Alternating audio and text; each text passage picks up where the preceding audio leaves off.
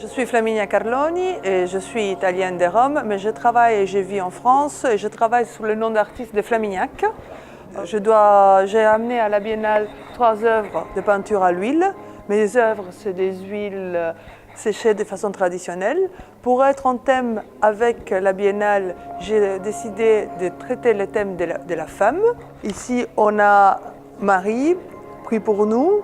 Pêcheur, c'est une question par rapport à nos traditions. Est-ce que la religion catholique est encore une réponse ou seulement un poids pour nous? Celui-ci, c'est la vérité. On regarde à travers le trou d'une serrure. Et la femme est heureuse d'être regardée. Elle se montre s'il y a un spectateur. Et là, j'ai repris la Vénus de Botticelli, mais dans un style street art qui fait partie de retraduire la réalité en blanc et noir avec des taches rouges est une caractéristique de mon travail. Dans ces 3 tableaux-là, j'ai essayé de représenter la femme dans 3 situations typiques. Sa relation à la culture et à la maternité, la vanité et sa féminilité, et le fait dans cette Vénus qui est, je lui ai mis le mal-être de ne pas correspondre parfois au schéma de la société. Cette Vénus pourrait être très jolie, magnifique, mais ne répond pas aux critères de beauté qui sont imposés par notre société où on a surtout des femmes très minces. Et le fait de ne pas être une femme comme la société voudrait, la fait être en mal-être. C'est pour ça que les tons sont beaucoup plus gris par rapport aux 2 autres œuvres. Moi, je suis un peintre figuratif narratif qui a eu un parcours assez particulier.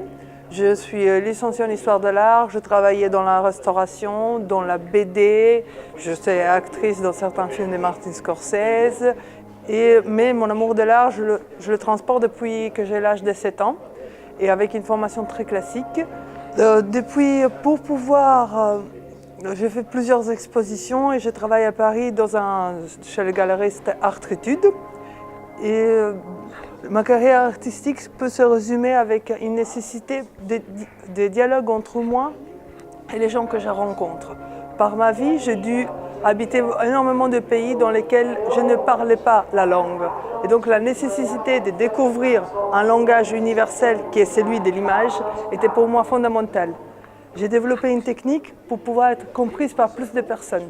C'est pour ça que j'ai choisi un langage figuratif, pour pouvoir avoir l'universalité de la communication. À la Florence Biennale, on a été surpris dans le positif. Dès l'arrivée de mes œuvres, on a été accueillis avec extrêmement de gentillesse et de professionnalisme. La Florence Biennale est une occasion extraordinaire par rapport à tous les gens qu'on rencontre et tous les styles. C'est une biennale qui offre une richesse de langage extraordinaire. Et c'est une biennale par rapport à mon travail, qui est celui d'un peintre figuratif, où le figuratif est mis en avant. Et on trouve des très bons figuratifs et ça permet un contact très facile, un échange très facile avec les différents artistes.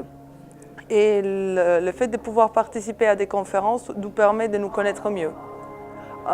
Moi, je dois remercier l'association Pourquoi pas du figuratif qui m'a permis de pouvoir participer à cette expérience extraordinaire qu'est la Biennale de Florence. Cette association Pourquoi pas du figuratif défend le concept du slow art, c'est-à-dire le fait de recommencer à faire de l'art mais avec des rythmes lents, de retravailler selon les règles de l'art ancien pour ne pas perdre le savoir de l'art figuratif et de la peinture à l'huile qui risque de se perdre dans un monde trop rapide. Pourquoi pas du figuratif est une association qui soutient tous les artistes qui veulent s'exprimer sous le langage du figuratif, que ce soit des sculpteurs, des peintres ou des photographes. Pourquoi pas du figuratif a la vocation de soutenir financièrement les artistes figuratifs dans les circuits d'exposition internationaux.